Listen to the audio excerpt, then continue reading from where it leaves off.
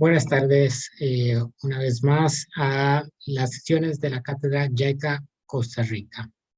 Es un esfuerzo académico que ha venido siendo impulsado desde la Oficina de Asuntos Internacionales y Cooperación Externa, junto con la sede regional del Pacífico de la Universidad de Costa Rica, con motivo de dar a conocer el proceso de desarrollo del Japón, una nación asiática con la cual compartimos como país Costa Rica muchas relaciones, pero también comprender de mejor manera cómo es que entendemos y nos aproximamos a la cultura asiática. Justamente el día de hoy celebramos la sesión número 5, ya siendo finales del mes de julio, en donde conversaremos y realizaremos una aproximación a la literatura japonesa. Tenemos el gusto de que hoy nos acompañen el señor Alejandro Marín y la señora Marcela García, ambos fundadores del colectivo Haruku de Literatura y Filosofía Japonesa, a quienes les doy la más cordial bienvenida. Marcela y Alejandro nos estarán acompañando por la próxima hora y un poco más, compartiéndonos entonces sus reflexiones al respecto y dándonos una mirada fresca también sobre la literatura del Japón. Dicho esto, aprovecho entonces para darle paso a Marcela y agradecerle el que el día de hoy esté con nosotros en esta tarde de miércoles. Adelante, Marcela. Gracias, Alejandro.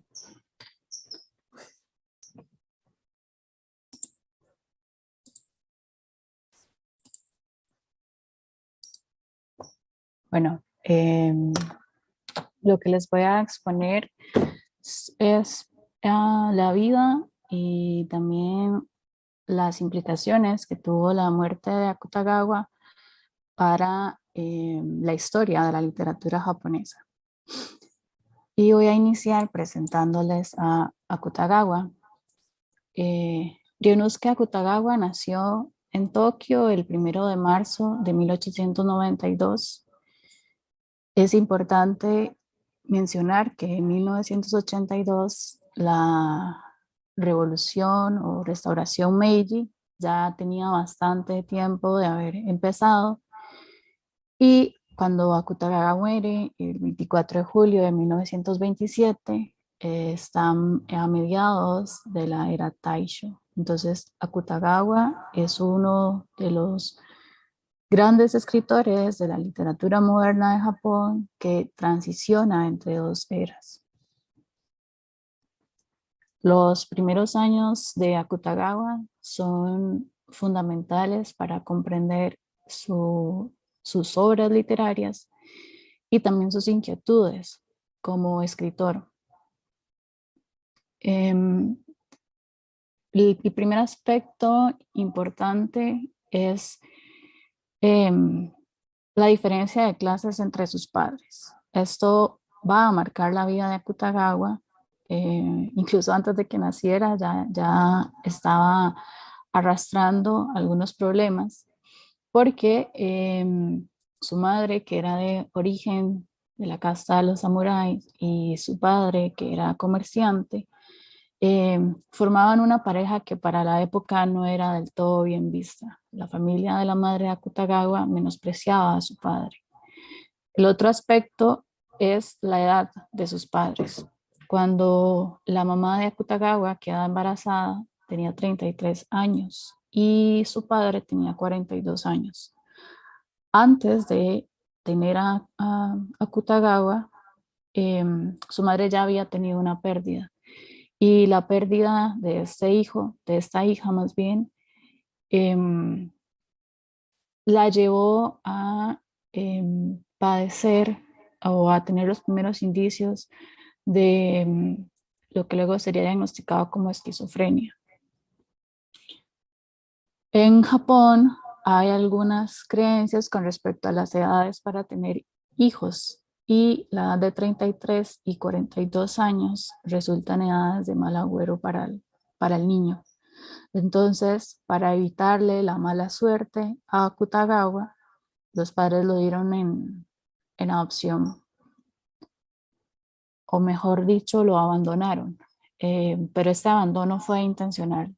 Lo lo abandonaron, luego lo recogió unos miembros de la familia del padre de Akutagawa y los padres biológicos de Akutagawa lo adoptaron como si este hubiera sido un niño abandonado. Entonces, de esta manera,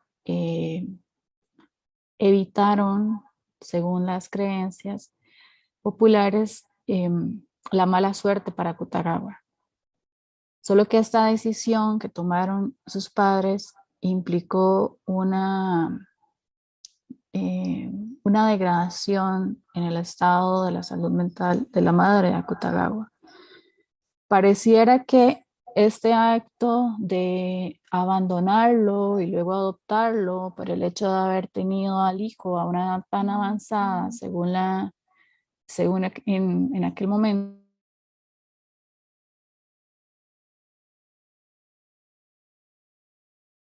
angustia a la madre de Akutagawa.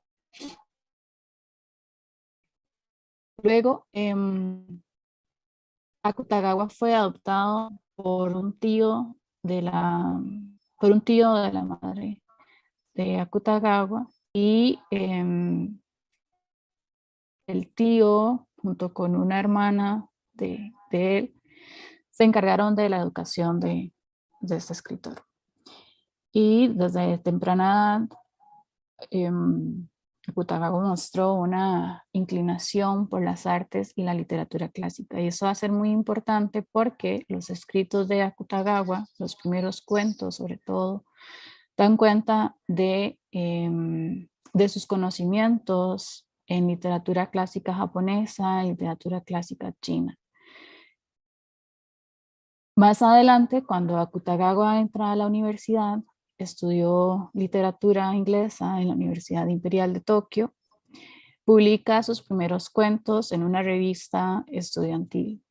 Los primeros dos cuentos que publica son Rashomon y Hana, o La Nariz. Rashomon probablemente la gente lo reconozca por la película famosa de Akira Kurosawa, que es una adaptación de este cuento de Akutagawa, y El Bosque. Estos dos cuentos, Akutagawa los publicó en un momento en el que dice se sentía completamente desolado porque había sufrido una ruptura amorosa.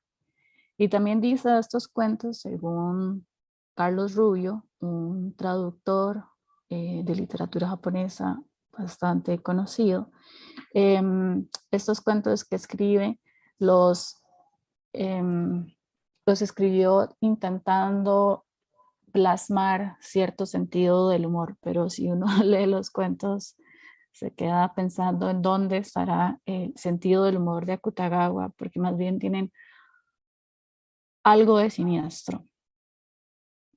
En todo caso, estos dos cuentos, que en principio fueron muy mal recibidos por la crítica literaria de la época, fueron más bien acogidos por Natsume Soseki. Y Natsume Soseki es el padre de la literatura moderna de Japón. Soseki leyó La Nariz y le dijo a Akutagawa que siguiera escribiendo de esa manera, que cultivara su estilo, y además lo tomó como discípulo. La relación con Natsume Soseki es fundamental para entender también el estilo literario que va a ir desarrollando Akutagawa conforme van pasando los años. Además, en las últimas de sus obras, Akutagawa reconoce la influencia y el cariño que le tenía a Natsume Soseki, mencionándolo en algunas de sus entradas en los diarios personales que luego son publicados. En su obra podemos rastrear 3 referencias principales.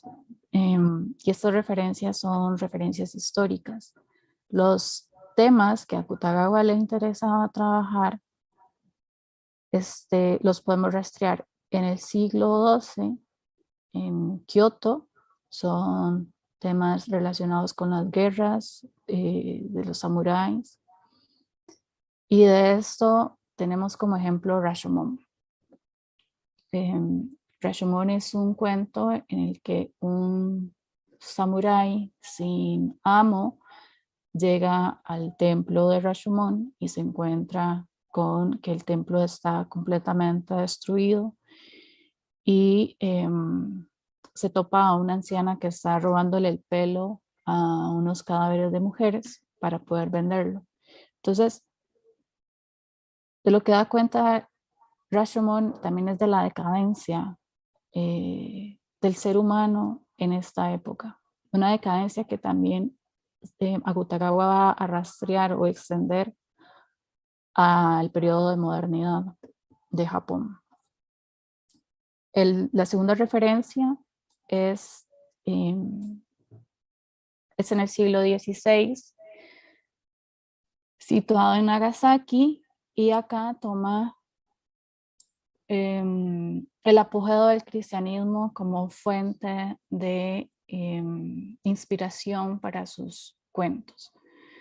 El mártir es uno de estos ejemplos. El mártir además está dentro de los cuentos que son conocidos como cuentos cristianos de Akutagawa. Akutagawa tenía una gran inclinación hacia el cristianismo, le interesaba esta religión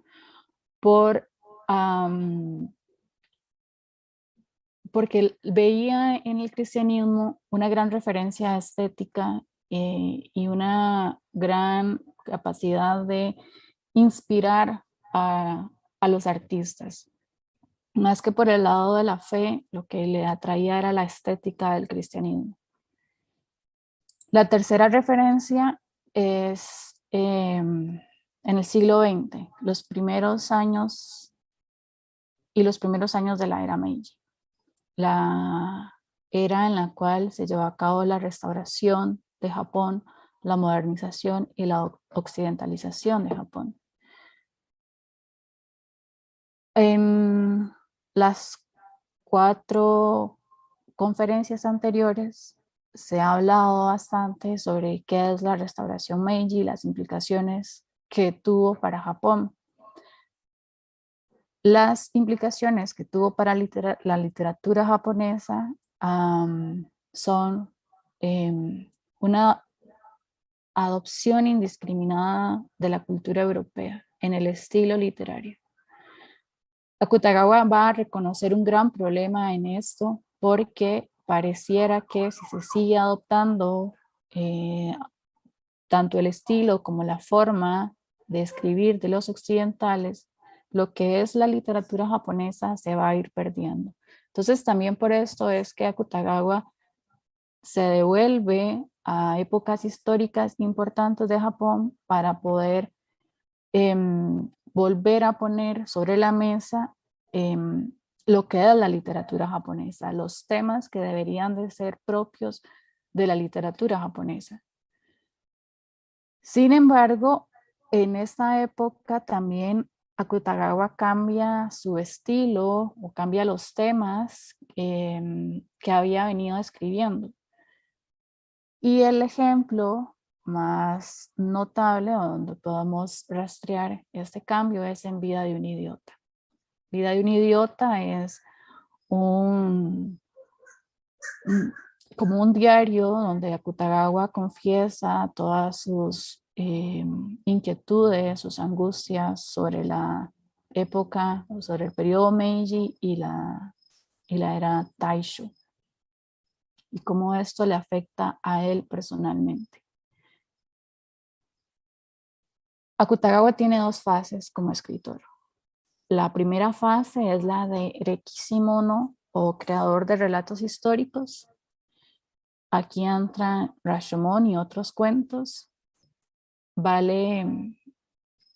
Es importante mencionar que en esta primera fase, la fuente bibliográfica que Akutagawa utiliza para inspirarse son los clásicos como el Konjaku Monogatari y el Ugetsu Monogatari, dos clásicos muy importantes de la literatura japonesa. A Akutagawa no le interesaba ser original, lo que le interesaba era retomar las historias y darles una nueva resignificación, y en esa nueva resignificación encontrar un modelo estético que diera cuenta de lo que debía ser la literatura japonesa de la modernidad. Y la segunda fase, donde Akutagawa todavía sigue manteniendo sus intereses estéticos y también históricos, pero es más personal, es la fase de Yasu Kitsimono, o autor de historias autobiográficas.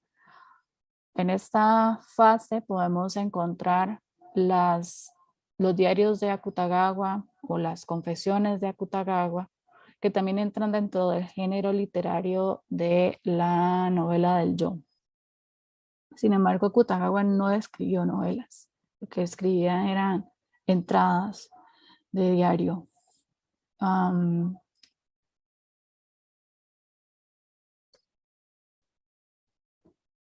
Estas dos fases como escritor se pueden condensar también en una discusión que mantuvo con otro escritor importante, Junichiro Tanizaki, contemporáneo de Akutagawa y también seguidor de Natsume Soseki. Sin embargo, los dos escritores tenían diferencias importantes a la hora de discutir cuál debía ser el objetivo y la función de la literatura.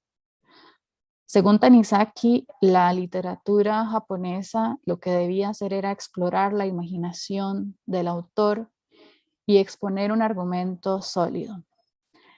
Decía Tanizaki, lo único que me interesa son las mentiras. No le interesaba que la literatura fuera una referencia a la historia, a la realidad de la época. Nada de eso era importante para Tanizaki.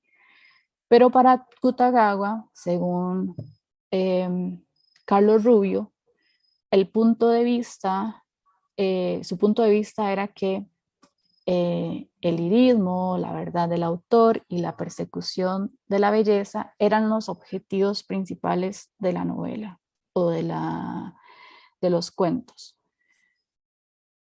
Este va a ser también una discusión importante y para algunos críticos no es del todo clara la posición de Akutagawa, porque a pesar de que sí defendía que la literatura tenía que hacer una referencia clara a la realidad, manifestar o dar cuenta de la verdad de los hechos y del autor, Akutagawa también defendía un concepto que se puede traducir como el espíritu poético del autor.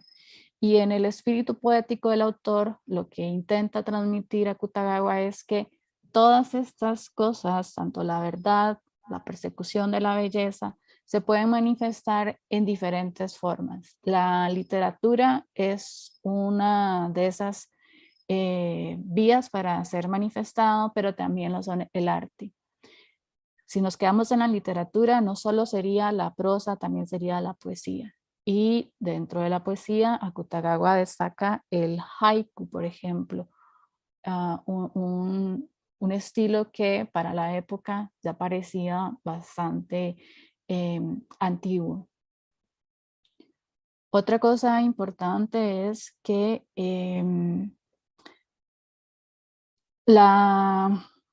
esta persecución de la belleza a la que apela Akutagawa no solamente no es propia de él, es algo que también comparte con Tanizaki. La diferencia, desde mi punto de vista, es que a Tanizaki le interesan más las historias originales y a Akutagawa le interesa que estas historias específicamente las historias o las novelas dentro del género de la novela del yo sean verídicas. ¿Por qué? Porque la novela del yo, este género que se cultivó a principios, o más bien a mediados del siglo XX y todavía en el periodo de posguerra, se supone que es un género donde el autor crea un personaje ficticio y a través de ese autor se confiesa y se expone. Y habla de los asuntos más íntimos que le angustian o le interesan. Entonces, si se trataba, o si el género se trata de la novela del yo, un género íntimo, entonces el autor debía exponerse sin mentiras, diría Akutagawa. Ahí es donde donde se encuentran diferencias importantes entre Tanizaki y Akutagawa. Y finalmente me voy a referir a los problemas de la era Taisho que conducen a Akutagawa al suicidio. Se puede ver de la siguiente manera. Según Seiji Lipit, él es miembro de la Asociación de Estudios de Asia del Este.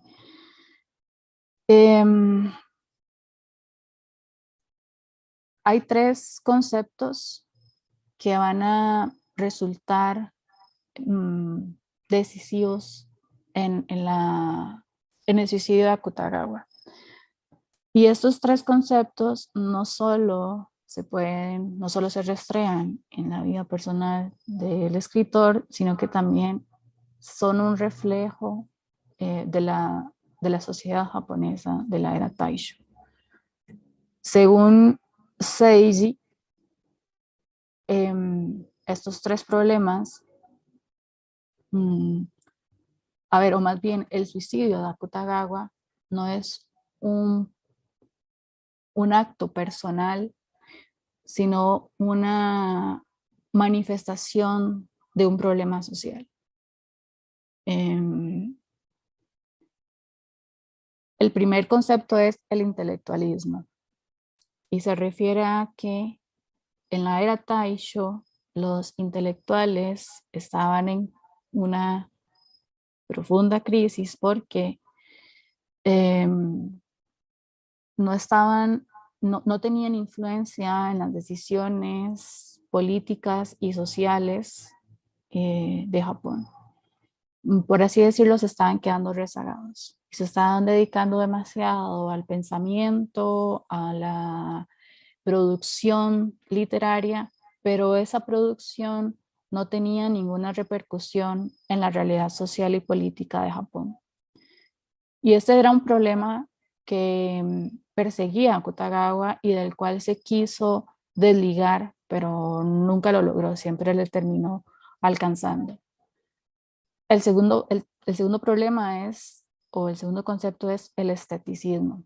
La búsqueda de estas formas ideales para dar cuenta o para crear lo que sería la nueva literatura japonesa.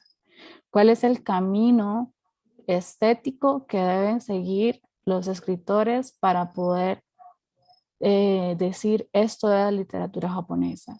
O si a fin de cuentas lo que queda es que la literatura japonesa se sumerja en el mar de la literatura universal.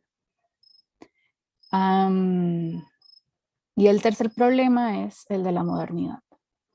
Ya ha pasado la restauración Meiji y ahora lo que queda es un Japón completamente occidentalizado y modernizado. ¿Cuáles son las implicaciones de esos dos procesos en la vida cotidiana de los japoneses?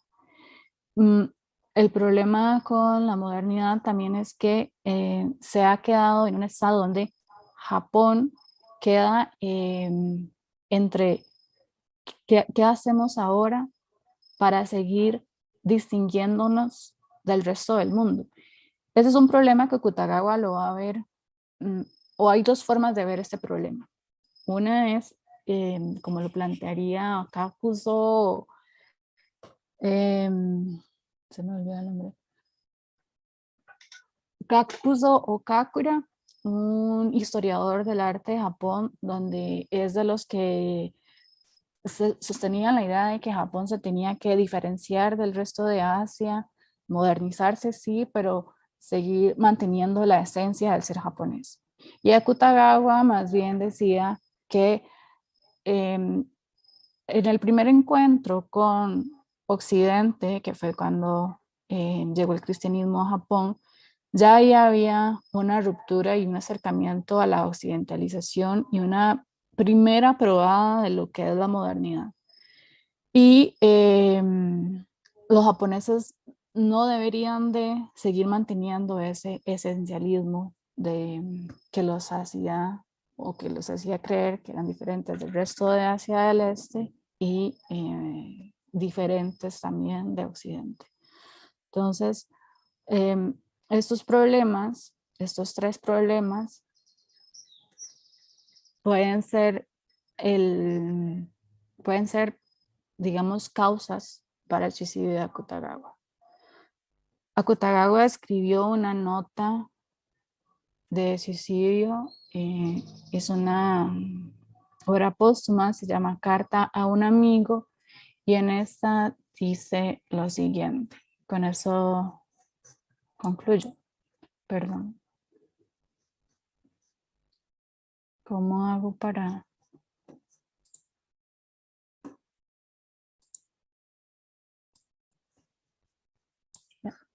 En la sección de sucesos del periódico seguramente podrás encontrar varias motivaciones para el suicidio, como las penurias de la vida, los dolores causados por una enfermedad o incluso el sufrimiento mental. No obstante, y según mi experiencia, eso no refleja toda la motivación del suicida. En Vida de un idiota podemos encontrar una serie de problemas personales que angustiaban a Kutagawa. El más importante quizás es su preocupación de haber heredado la locura de su madre y también las enfermedades tanto físicas como mentales que padecía. Pero parece que hay algo que sobrepasa su malestar personal. Y Seiichi Lipid identifica que probablemente podrían ser estos tres conceptos, que Kutagawa no los menciona así tal cual, pero en sus obras, en la segunda fase de su vida como escritor, sí que los podemos rastrear, y empezamos a rastrearlos en Kappa, una antología de cuentos, y los terminamos de condensar en Vida de un idiota.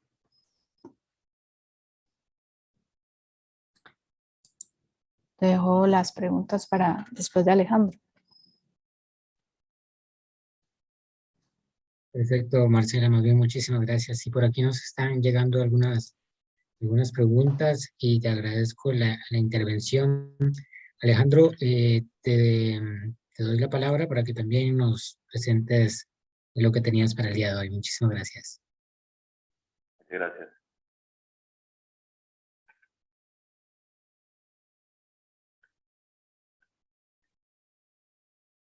Bien, mi intervención se titula La belleza de la destrucción, que es una lectura de la novela de Yukio Mishima, El pabellón de oro. En primer lugar, me referiré al autor, luego hablaré del Kinkaku-ji, el pabellón de oro, que es este templo que motiva el argumento de la novela de Mishima. Y finalmente,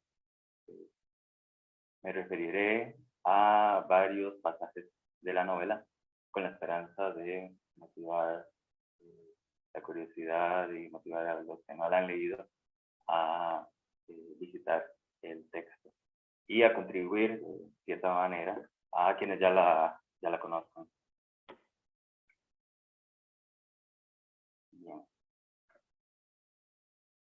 ¿Quién era Yukio Mishima? Un escritor que nació en 1925 y se quitó la vida en 1970, a la edad de 45 años. Mishima había escrito 40 novelas, 18 obras de teatro, todas profusamente representadas, 20 volúmenes de cuentos y varios ensayos literarios. Era director, actor, maestro en el manejo de la espada y cinta negra en judo. Una foto suya ilustra la entrada del fisiculturismo de la Enciclopedia Británica. Voló un F-102, dirigió una orquesta sinfónica. Era además una celebridad internacional. Le dio la vuelta al mundo 7 veces y fue propuesto en 3 ocasiones para el Premio Nobel de Literatura. Poco antes de su suicidio, le confesó a su madre que no había hecho nada que hubiese querido hacer. 2 años antes, Mishima conformó un ejército privado, la Sociedad del Escudo, con la intención de proteger al emperador. Eran tiempos convulsos políticamente. Entonces la intención de este ejército, de este grupo paramilitar, era que no portaba armas, era poner su cuerpo en defensa de la figura imperial. En un golpe de estado, algo parecido a un atentado terrorista, Mishima y 4 miembros de su ejército secuestran al general de las fuerzas de autodefensa de Japón. Obligan a las tropas a salir al patio donde Mishima quiere dar un discurso de media hora. Lo abuchean en los primeros minutos, así que no puede continuar hablando. Y cuando regresa al despacho con el general secuestrado, realiza el suicidio ritual del samurái. Coge la espada con ambas manos, perfora el lado izquierdo del vientre y hace pasar la hoja hasta el lado derecho. Uno de los cadetes le corta la cabeza, como manda el final del suicidio ritual. El pabellón de oro, Shinkakuji es su nombre en japonés, es una novela escrita en 1956 por Mishima. 6 años antes, es decir, en 1950, uno de los monjes de este templo budista lo incendia. Luego intenta suicidarse, pero fracasa y es encarcelado. En la cárcel, Mishima visita a este monje para entrevistarlo con la intención de escribir la novela. El templo data de finales del siglo XIV, incluso en tiempos de la Segunda Guerra, mediados del siglo XX, era un sitio turístico que recibía miles de visitas a la semana. Hoy sigue siendo igual un centro turístico, una visita obligada en Kioto. Hay una imagen del día siguiente del incendio del templo por el acólito Hayashi Yokin. Mishima, que se graduó de la Universidad de Tokio de Derecho, estaba interesado sobre todo en el derecho penal. Fue poco el tiempo que ejerció la profesión, pero vemos que se motiva por esta figura del monje criminal, también porque es su especialidad. Bien, voy a pasar a hablar de la novela. Algunos cosas de la novela en el que será importante la diferencia entre realidad y fantasía, realidad y ficción o ilusiones, como lo que pensamos, la idea que tenemos de una cosa, de los fenómenos, contrasta con lo que es en realidad, el problema que esto supone, la decepción. Asimismo, un trinomio que es el eje fundamental de toda la obra de Mishima, que es la relación entre el erotismo, la belleza y la muerte.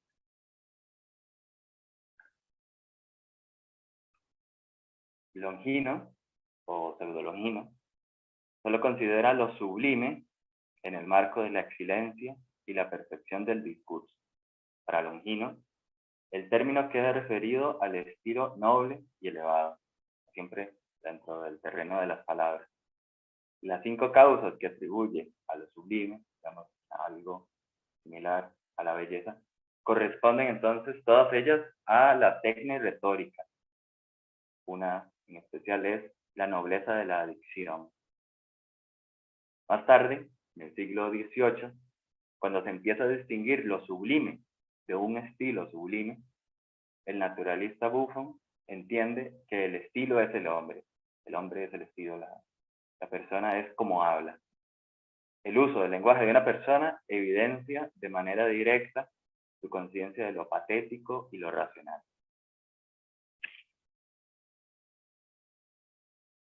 Un samurái usa la espada, mientras que el monje que no la tiene debe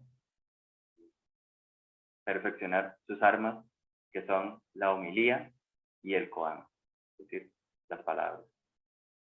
En la antigua Grecia, un ateniense sistémico, Demóstenes, supo hacer carrera como orador y político, pero Misoguchi, el personaje principal del Pabellón de Oro, este es el nombre que le daba Mishima al protagonista, es una persona con dificultades para abordar el carro del lenguaje que conduce al país de los bellos discursos y el estilo sublime.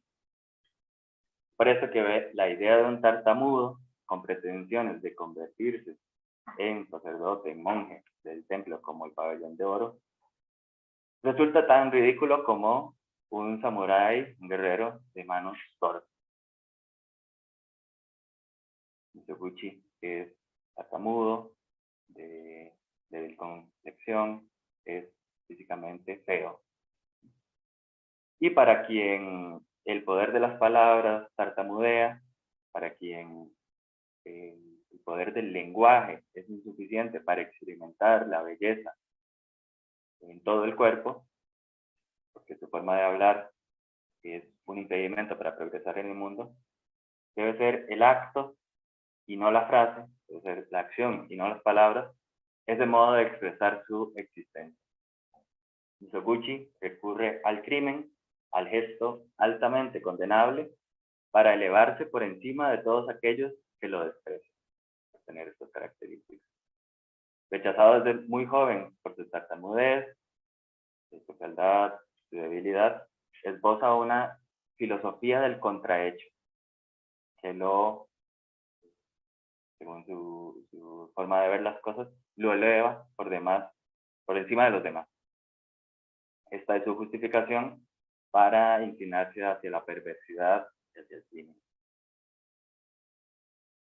Gracias a su talento, el artista ama la belleza y crea cosas bellas.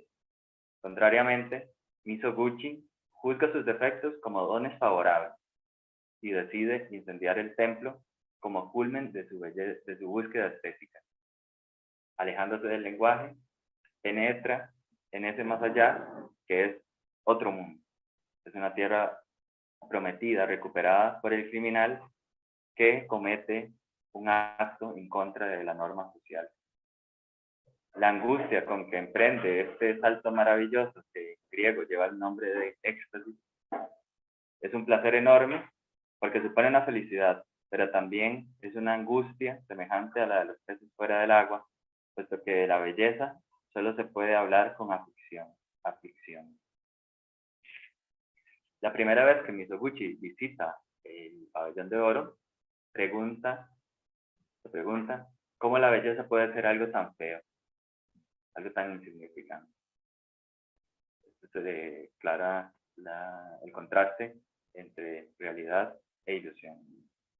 Hasta su regreso a su provincia natal, lejos del pabellón, la conciencia de la belleza revive en él. Su visión de la realidad en este punto se ve severamente afectada por los estándares que ha creado su mente. Lo que obsesiona a Mizoguchi no reside en la madera y el oro o el ambiente natural que rodea el templo, sino que cuanto más se acerca la belleza a la realidad y cuanto más se aleja de la idea, más imperfecto y débil es su poder. Dicho de otro modo, sea cual sea la fuerza que lo subyuga, nunca lo acercará a lo que representa, pues la belleza es más poderosa cuando está ausente. La belleza es más poderosa cuando se imagina. Para Mizoguchi, la amenaza es condición indispensable de una belleza que nunca aspira a ser eterna.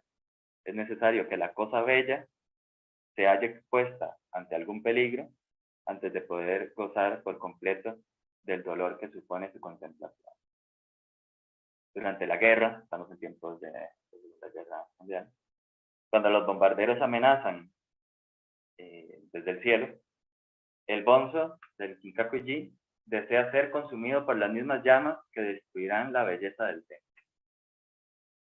Una vez que la guerra finaliza con la derrota del pueblo japonés, tanto el pabellón de oro como la humanidad de Mizoguchi se encuentran a salvo. El bonzo comprende que el mundo vulgar y sin color que lo había rechazado por sus defectos ha vuelto a defraudarlo. Concluye que la vida de los seres humanos está consagrada al vicio y a la perversidad, y que el más bello de los templos, igualmente cruel, ha de ser objeto de su crueldad. Los primeros años de posguerra coinciden con dos acontecimientos claves para las motivaciones de Mizoguchi, para llevar a cabo su plan criminal. En orden cronológico, el segundo es el percance en el que se ve envuelto durante la visita al templo de un soldado americano acompañado de una prostituta. El primero es la homilía del prior durante el día de la derrota. Me permito citar casi in extenso este pasaje porque es de vital importancia para la novela y también porque es un punto central para dilucidar que la amenaza es indispensable al hablar de la belleza. En la época Tang vivía en el monte Nanchuan un famoso sacerdote, Wu Yuan, llamado también Nanchuan por el nombre de la montaña. Un día que todos los monjes habían ido a cegar al monte, un pequeño gato hizo su aparición en el desierto y tranquilo templo. Fue todo un acontecimiento. Todo el mundo corría detrás del gato, lo atraparon.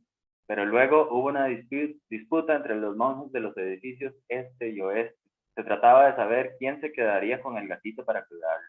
Visto lo cual, el padre Nansen cogió al gato por la piel del cuello, apoyó la voz en su garganta y dijo: si alguno de vosotros puede pronunciar la palabra, el gato quedará salvado, si no, morirá. Nadie pudo responder y el padre Nansen mató al animal en el acto.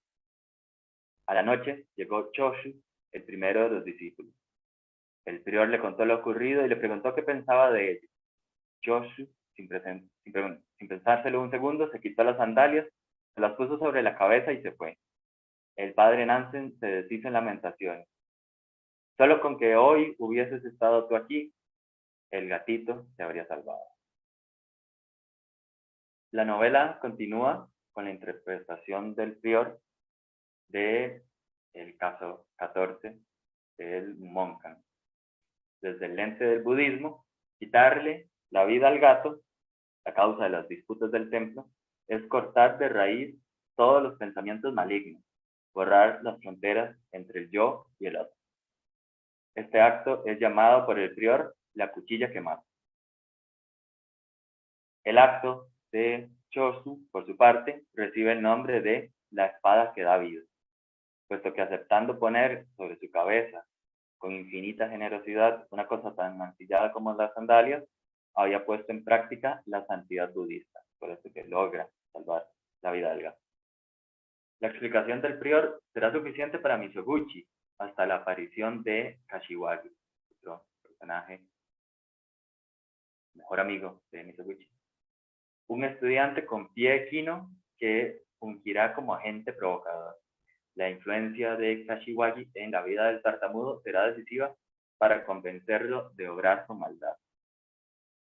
Podemos defender la tendencia maliciosa de Mizoguchi y Kashiwagi comparándolos con Holden Caulfield o más precisamente con la manipuladora y controladora Chikako de Neil Gruyer, como el personaje femenino de Kawabata, quien por su horrenda mancha de nacimiento en el pecho se siente libre de ejecutar su venganza. Los jóvenes personajes de El Pabellón de Oro encuentran en sus discapacidades la justificación perfecta para su malicia. Mientras el defecto de Mizoguchi pasa desapercibido hasta que abre la boca, la discapacidad de Kashiwagi salta a la vista. El hecho de no poder ocultar sus patas de rana le permite al estudiante abrir de entrada los corazones de las personas y descubrir sin demora sus verdaderas intenciones. Precisamente por sus pies deformes y su torpe caminar, Kashiwagi logra seducir a mujeres bellas. Paralelamente, consigue también que una muchacha se interese en el tartamudeo de Mizoguchi. Con estilo sublime, con hábil retórica, Kashiwagi convierte la deformidad en una forma de acercarse a la belleza, al erotismo y al conocimiento. Como exégeta del koan, del caso que presentó el prior, Kashiwagi insiste en la apariencia del gato, reverencia el pelaje lustroso, exalta el brillo de los ojos, halaga incluso el salto desde la maleza. Los dos bandos de monjes disputan, según él, debido a la belleza del animal. Esta explicación redirige la historia de Nansen y el gato hacia el tema que obsesiona a Mizoguchi, su relación personal con la belleza. La primera vez que tratan la historia del padre Nansen, Kashiwagi identifica a Mizoguchi con Choshu, es decir, con la espada que da vida, lejos del plano discursivo, en que se encuentran los monjes ocupados en pronunciar la palabra que salvará al gato. Más adelante, volverán a discutir el significado del koan sin dejar de emplear términos estéticos, pero en esta oportunidad Kashiwagi acusará a su amigo de querer ser el hombre cuya acción aniquila la belleza del gato, es decir, lo sitúa en el otro extremo. No serán las únicas veces que Mizoguchi quede excluido del ámbito de las palabras y sea reforzado a entrar en el de la acción. Cuando las visitas turísticas del Pabellón de Oro comienzan a aumentar y como los guías habituales no hablan inglés, Mizoguchi, quien extrañamente puede expresarse más fluidamente en este idioma que en su lengua materna, es designado para acompañar a los turistas. Puesto que la labor consiste en dar información sobre la naturaleza del templo y sus distintos aposentos, podemos decir que Mizoguchi porta momentáneamente la espada que da vida, en el plano de las palabras. Pero un domingo nevado, un soldado americano acude al templo con una prostituta japonesa. Recorren borrachos el templo en compañía del bonzo. Cerca del lago, Mizoguchi descubre en los ojos azul claro del extranjero, ardientes por la borrachera, una crueldad inevitable. Lo que sucede a continuación arrebata definitivamente a Mizoguchi del terreno de las palabras. Tambaleándose, el americano se descalzó e hizo volar sus zapatos en el aire. Con los dedos entumecidos, yo busqué en mi bolsillo la nota informativa en inglés, que solía leer en casos semejantes. Pero él me la arrancó de las manos y empezó a leer en tono burlón. Mis funciones de guía habían terminado. Vemos aquí que también el soldado americano se deshace de los zapatos, igual que George. Como Chosu, que levantó sus zapatos por encima de su cabeza, el soldado pertenece a la esfera de la espada que da vida. El americano, que se ha convertido en el guía del bonzo, logra sacar a Mizoguchi de la pasividad y lo conduce, antes que su amigo Kashiwagi, a la acción y a la experiencia del cuerpo de la mujer. Los visitantes, que han comenzado a discutir sin que el bonzo pueda distinguir una sola palabra, porque hablan en inglés, no solo le han privado del lenguaje escrito en el papel, ahora la comunicación oral, tan difícil y humillante para Mizoguchi, resulta imposible. La prostituta replicaba, no sé si en inglés o en japonés. Era imposible comprender aquello, dice Mizoguchi, quien se mantiene en silencio mientras el ambiente se va volviendo cada vez más incómodo. Finalmente, el soldado arroja a la mujer al suelo cubierto de nieve y le ordena al testigo mudo que la pisotee. Los tíos del bonzo, que con furiosa alegría arremeten contra los pechos y el vientre de la mujer, le provocarán un aborto. En los seres normalmente constituidos, el deseo y la posibilidad de posesión física caminan juntos. Pero en los que sufren viendo que su sensualidad desobedece su voluntad, la idea del placer físico y la acción de intimar se separan y hasta se excluyen. Mizoguchi no consigue vencer su timidez sexual. Dicho de otra manera, no es capaz de superar su impotencia. Cuando está a punto de intimar con la muchacha que conoce gracias a Kashiwagi, Mizoguchi desliza su mano hacia el borde de la falda y se le aparece de pronto, cegándolo, la magnificencia del pabellón de oro. Esta pérdida de placer erótico tal vez sea un síntoma de un hombre lastimado por la belleza, y tal vez fuera ese estado de cosas esencial dentro de su filosofía para obtener la verdadera belleza. El artista, el esteta, necesita un fenómeno del mismo tipo, más que describir el objeto idealizado para liberar la quema del pabellón de oro, responde al deseo erótico de Mizoguchi. Y es en estos términos que debemos entender también el suicidio ritual de Mishima. Hasta el momento, hemos concebido la belleza en el exterior de quien la percibe. ¿De qué manera una persona que crea cosas bellas puede alcanzar por sí misma la belleza? El peligro de entender la destrucción como medio de creación de cosas bellas se vuelca sobre la persona que guarda unas aspiraciones más grandes que las del artista. El deseo de autodestrucción es un deseo demasiado delicado y sutil para templar las mentes más comunes, como Mizoguchi, que justificó con su particular sistema de ideas su quema del templo. El propio Mishima entenderá la alusión a la muerte del imperio con la muerte del gato a manos del padre Nancy, y deberá articular una base teórica que sustente su sacrificio en nombre del emperador.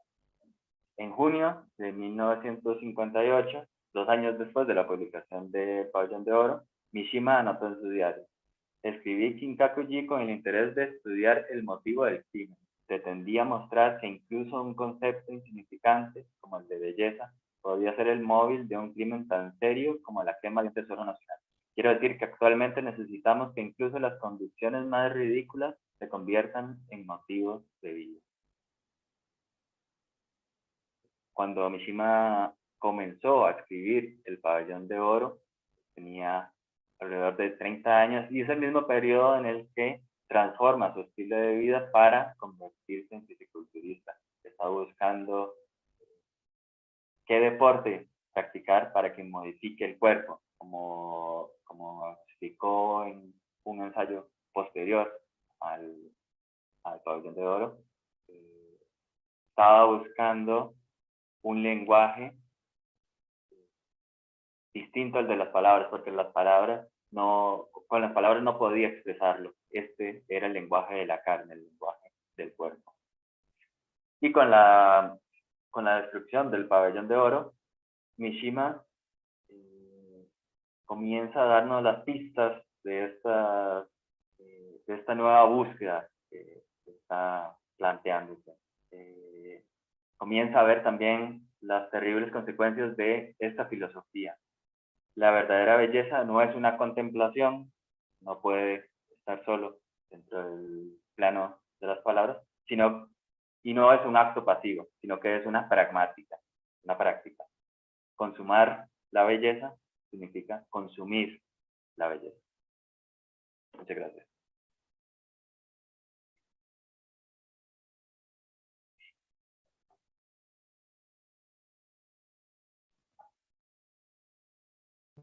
Muchísimas gracias, Alejandro y Marcela, por sus intervenciones.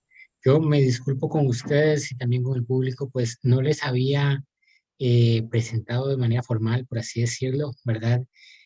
Marcela, su formación académica es como filósofa y actualmente entiendo que estás cursando la formación en filología española. Y en el caso de Alejandro, él es filólogo clásico y también escritor. Bueno, esto justamente nos da contexto de ese abordaje que ustedes hacen tan profundo de los textos literarios, pero que también le dan, como decía yo al inicio, una interpretación y una lectura fresca a, a autores como en el caso de Akutagawa, que son, por así decirlo, escritores nacionales, ¿verdad? De ese carácter nacional que hace que sean leídos en etapa escolar. Y bueno, por aquí algunas consultas y también algún tipo de intercambio que podemos tener. Yo quisiera que esto también fuera un espacio en donde podemos generar un diálogo, ¿verdad? Más ameno. Yo creo que lo primero a a adentrar, ¿verdad? Y parte de lo que también nos consultan es, y se lo planteo principalmente a Marcela, pero yo les ruego que a los dos, por favor, dejen abierto el micrófono y la cámara. Eh, ¿Cómo entender la literatura de Akutagawa y el postulado que podríamos poner así, nada es verdad ni mentira con respecto a sus textos? Lo que creo después de haberlo leído y también leer algunos críticos de su obra es que esto tiene que ver con que la literatura no tiene una sola forma. ¿Qué significa esto? Que si se puede dar cuenta del tema que le interesa al escritor mediante la poesía, es válido. Y si es mediante el cuento, también es válido. Y de esto también da cuenta, valga la redundancia, de los múltiples estilos que Akutagawa adoptó a lo largo de su carrera como escritor. Te agradezco. En el caso de Alejandro, te dirijo vos una consulta o pareciera, digamos, un tipo de reflexión, pero te agradezco lo plantees nuevamente, porque me parece que al final das poco luces sobre esto que se menciona. Vamos a ver, dice, es muy interesante la relación la narrativa que estos dos autores hacen, lo que en el caso de Mishima y el Pabellón de Oro, plantea el de aceptar lo irremediable, como un reflejo de un Japón que, si me lo permiten, podría caracterizarse como decadente tras la Segunda Guerra Mundial. Por ahí mencionabas vos de la verdadera belleza no es solo una contemplación. Eh, nos da, esta última mención nos da como para entender esa lectura desde los ojos de Mishima, o cómo trabajar el tema de lo irremediable en la idea del Japón de ese momento. Ciertamente Mishima cree que el periodo de posguerra es un periodo de decadencia,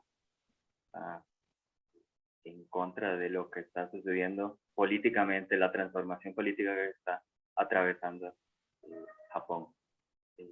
Y por eso empieza una lucha que pareciera anacrónica, absurda, que es el regreso al modelo imperial. Mishima escribe varios artículos, ensayos al respecto, y lo que la crítica habla del Mishima crítico, Mishima político, es que ni siquiera él mismo se lo creía, porque está lleno de contradicciones de cómo defender al emperador. No se puede sostener eso. Y crea entonces una figura que excede a la persona, que es el emperador.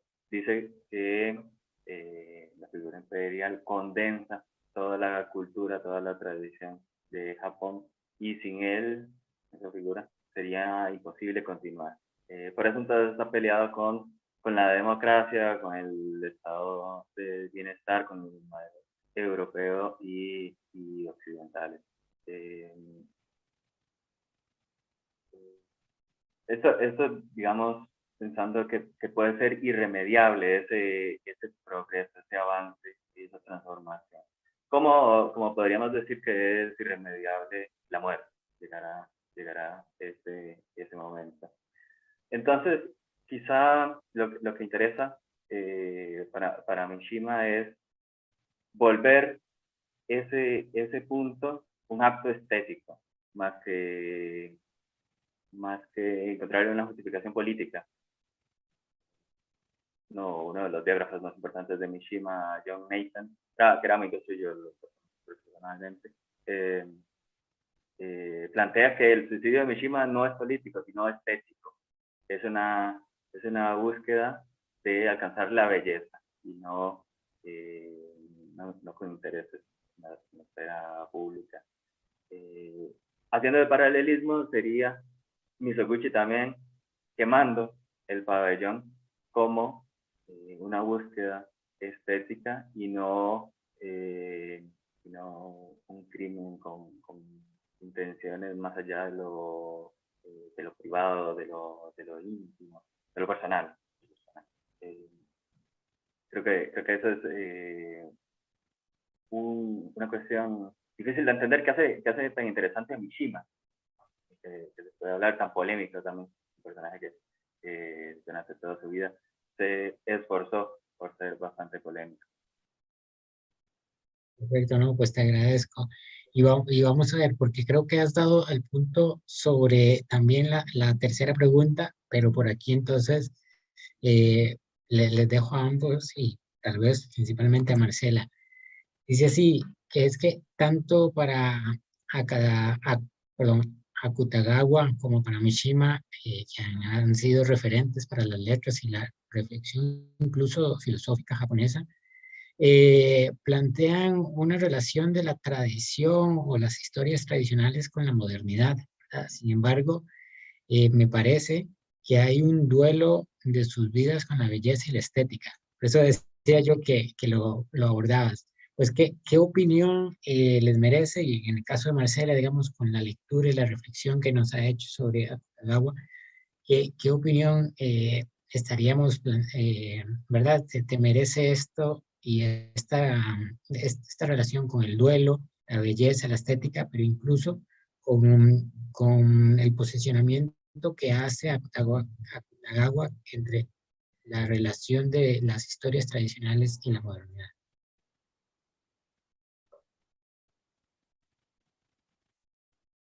Marcela, estás en silencio, no te preocupes. Ya. Ahora sí, te escuchamos. Sí, como las historias tradicionales eran lo que para Akutagawa venía a ser la verdadera literatura japonesa. Y esto es porque esas historias también seguían el modelo de la literatura clásica china, entonces digamos que cumplían con el ideal de belleza en las letras. Era importante encontrar cómo llevar esa producción clásica a la producción moderna. Pero a ver, este interés por la estética en las letras, en el caso de Akutagawa, trasciende y al igual que Mishima, también alcanza la etapa de la muerte. Para Akutagawa, su inclinación estética era tan fuerte que duró o pasó 2 años pensando cómo iba a ser su suicidio. Era importante para él que las personas que llegaran a encontrarlo, las personas que lo vieran por primera vez después de que había cometido suicidio, no tuvieran un impacto visual y que tampoco esto fuera escandaloso o resultara, a ver, como una noticia amarillista. Sí, querían que esto pasara desapercibido, pero que fuera un acto bello. Y un acto bello para Akutagawa era sobrio y lejos del dolor. Esta parte de la sobriedad también la podemos encontrar en su inclinación por la literatura clásica japonesa, por el estilo también del arte japonés. Eso Akutagawa lo quiere trasladar también a su muerte. Y la manera que encuentra es intoxicarse. Había planeado ahorcarse, pero la escena, aunque para él llegar a ser un acto menos doloroso que otros, para las personas que iban a verlo iba a ser impactante. Entonces decide intoxicarse. Y no solamente es el acto de suicidarse, sino también de escribir lo último que tiene que decir acerca de su vida, de la literatura, de lo que le angustia y de lo que esperaría también con su suicidio para él y también de alguna manera para los que están más cerca. Y todo esto tiene o comparte una inclinación a, por así decirlo, mantener un recuerdo estéticamente bello de lo que Akutagawa consideraba importante como escritor y como ser humano. Es algo de lo que Akutagawa nunca se desligó. Alejandro, comentar algo así. Adelante. Sí, porque comparando el suicidio de Mishima con el de Akutagawa es totalmente lo contrario. Es totalmente escandaloso, escalofriante toda la historia de cómo ocurrió y cómo planeó el atentado y el suicidio Mishima.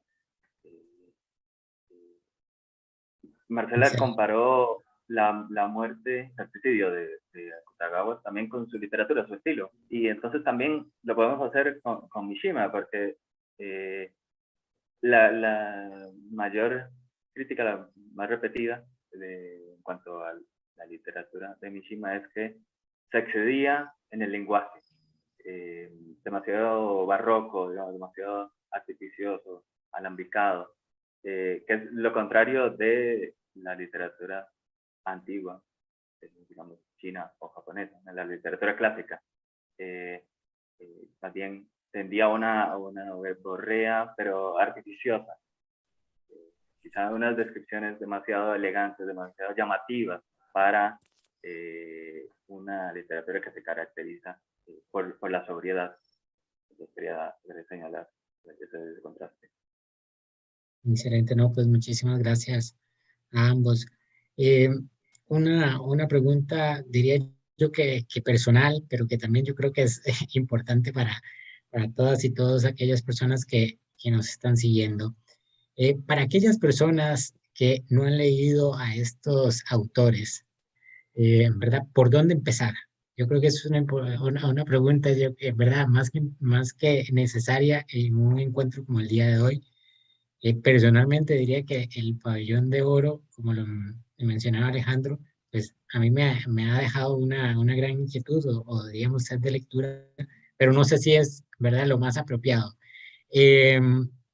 Y me habían comentado que Akutagawa es un referente que se lee, ¿verdad?, desde, o sea, a nivel de escuela y colegio en Japón, ¿verdad? O sea, es decir, es de estos grandes autores que uno ya lo tiene y los lee y lo relee, ¿verdad? Pero bueno, por dónde podemos iniciar y a dónde podríamos ir?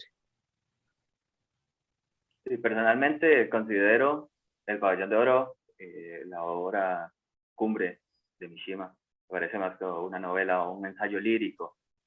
Esto es muy esquemático, está muy estructurado, como las ideas entre los personajes contrastan, ¿no? Están constantemente discutiendo filosóficamente sobre esto. Entonces quizás sea mejor conocer otras obras de Mishima para ir acercándose al autor. La obra que lo hizo famoso es Confesiones de una máscara, que además sirve como acercamiento a la vida de Mishima también. Él la llamó la primera autobiografía, muy pomposamente, como su estilo, porque tenía 23 años.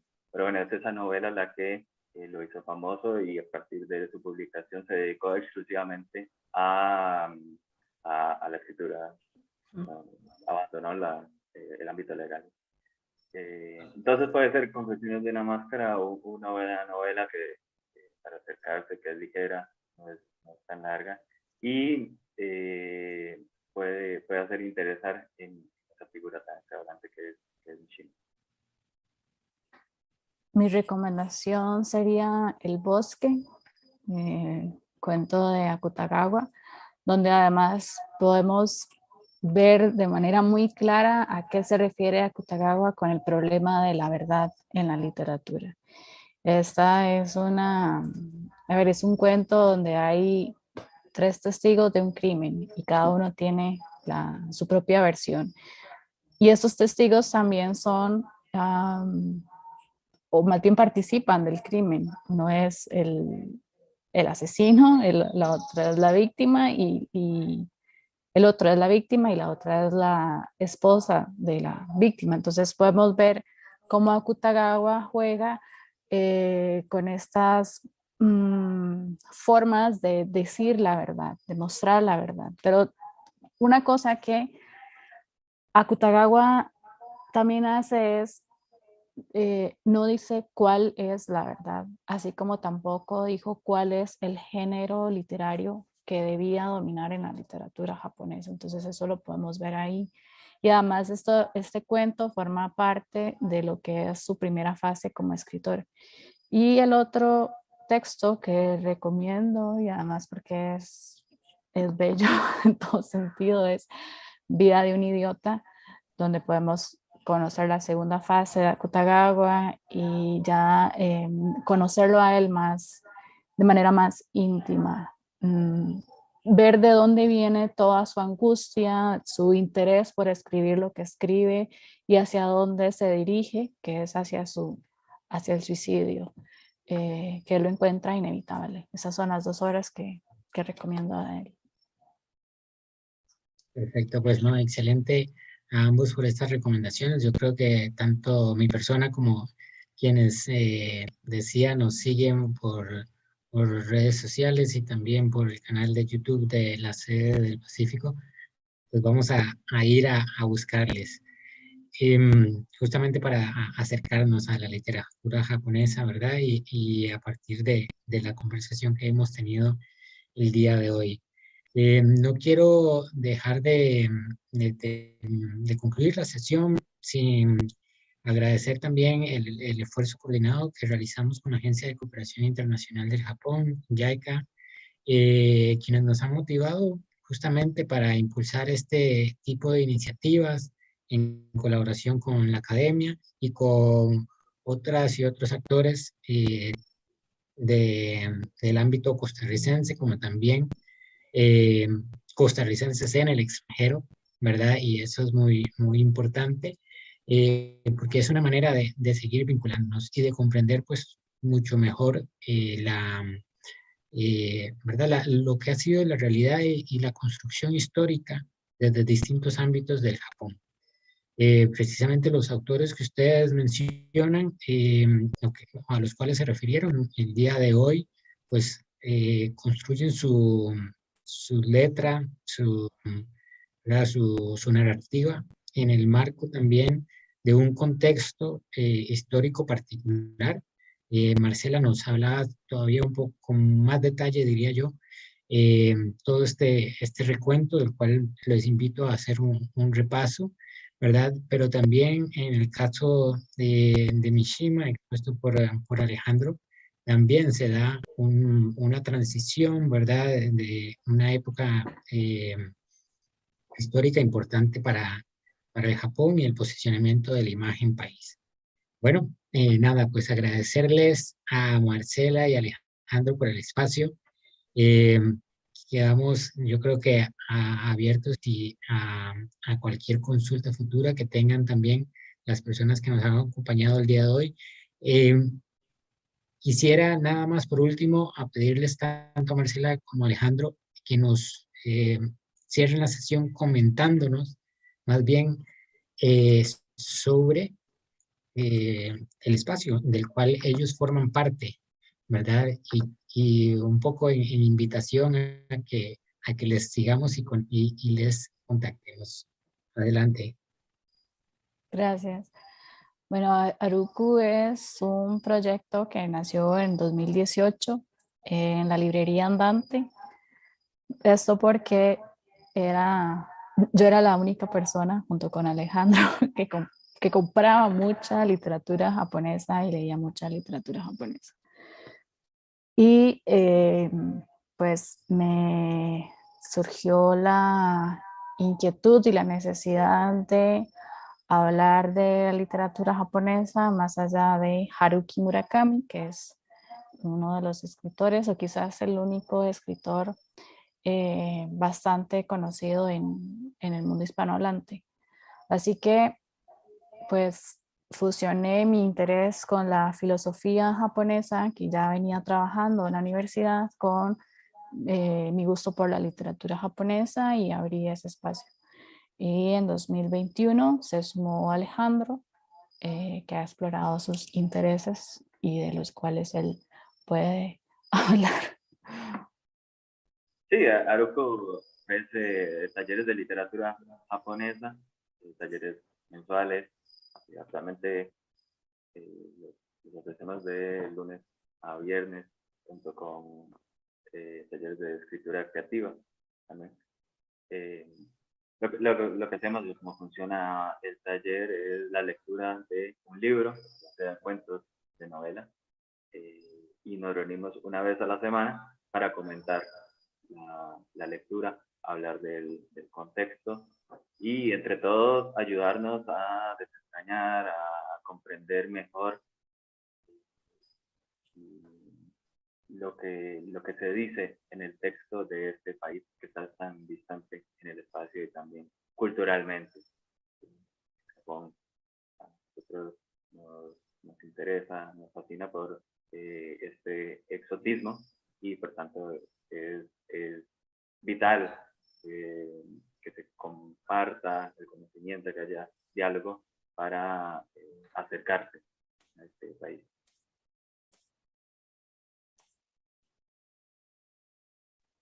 Perfecto. No, pues una vez más agradecerles, Marcela, Alejandro, por la disposición para acompañarnos el día de hoy. Cerramos así la sesión número 5 de la Cátedra JICA Costa Rica y les invitamos a que nos acompañen el próximo 3 de agosto en la sesión 6, en la que conversaremos sobre el proceso de desarrollo educativo justamente para la modernización del Japón. Tengan Muchas todas y gracias. todos una muy buena tarde, buenas noches y muy buenos días.